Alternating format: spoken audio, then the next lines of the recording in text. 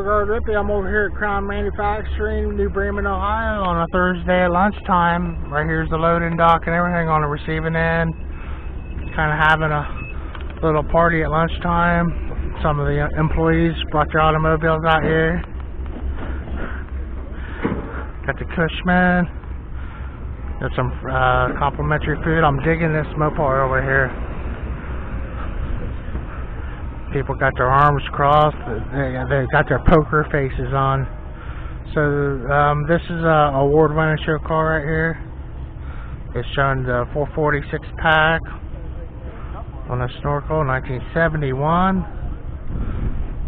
I was thinking about that the other day. It was such a big deal. 71 was the last year of the muscle cars, and then anymore the Carshows, it lost its meaning.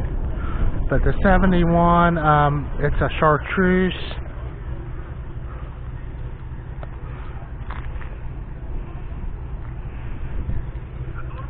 It's just so cool, and what a cool company. And they build up material handling equipment.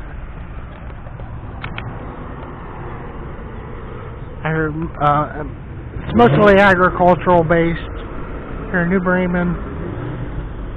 There's some pretty good town parties over here too. Has those Goodyear Eagle GTs on it. That was a factory, you know, I suppose that was a factory spoiler. It looks pretty tall, doesn't it? But the factory fuel, how they did that, race car style.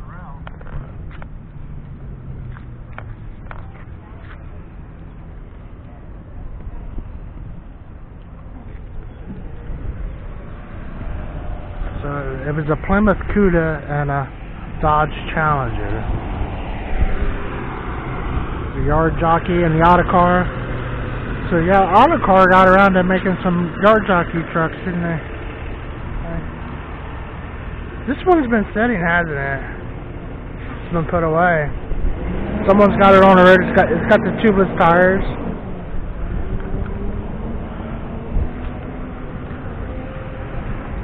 You could buy a truck like this when I was 16 years old for $200 all day long. The F1, like 1950.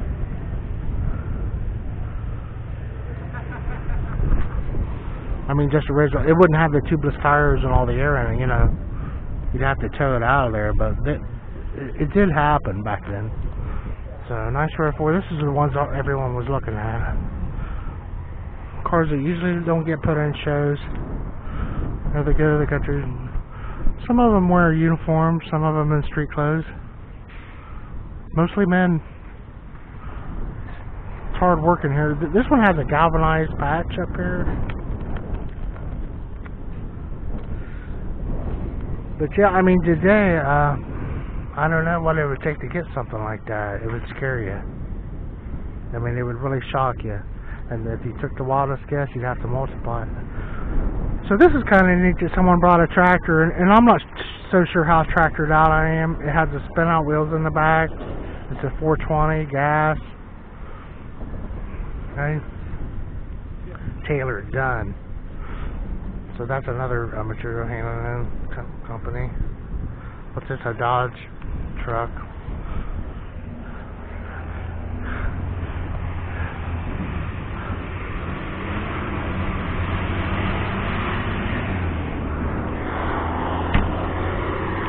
There's a, I would say it's a parade car, and you'd need to take the tops out.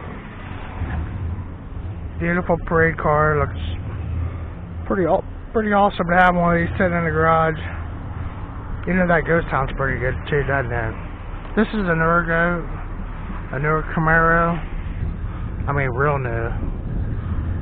But yeah, I think that was the first year of the 64.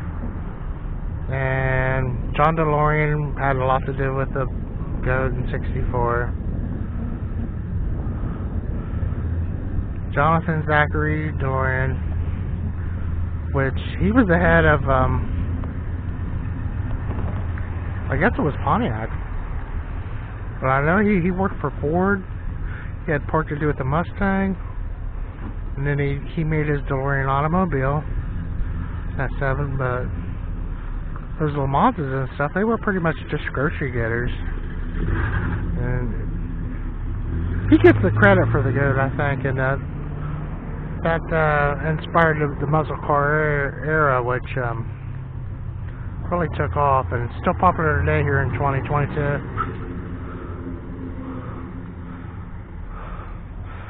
And you know, that's what I'm here to see. You just don't see these guys. They're too busy to go to car shows. They're at work. And this looks like a Ford color on a Chevy, but that was such a popular color.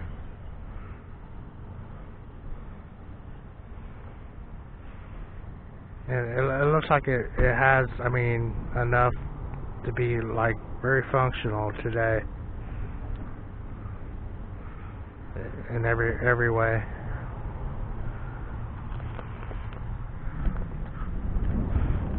You know, this is a good shot of the new Camaro and an old Camaro put side by side, different generations.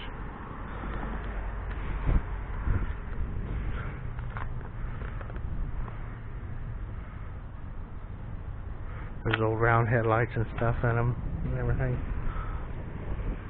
And here's the new one. Convertible even. It's very Corvette-esque.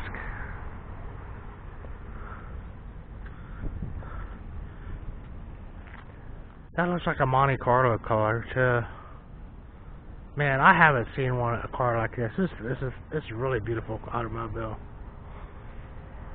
I'm really digging that interior color as matching the paint.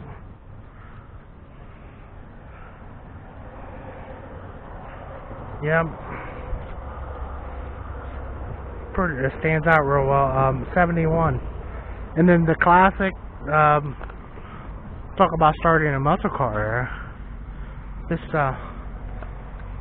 the first generation of the Mustang right there. And you could almost attribute that automobile to saving the Ford Motor Company. They don't even build cars anymore, do they? They couldn't build those fast enough. It was incredible. It's got these Shelby looking things sticking out. 289 badging. Yep. But I think the major cool factor here in Chance of a Lifetime, we're at a factory where they had their own little private car show out here in the middle of summertime. You know, the company treats their employees. How they do it. It shows. It really does. Over here at Crown Manufacturing, New Breman, Ohio, over Grippy, down the street from Airstream, sort of. Kinda, and thanks for watching.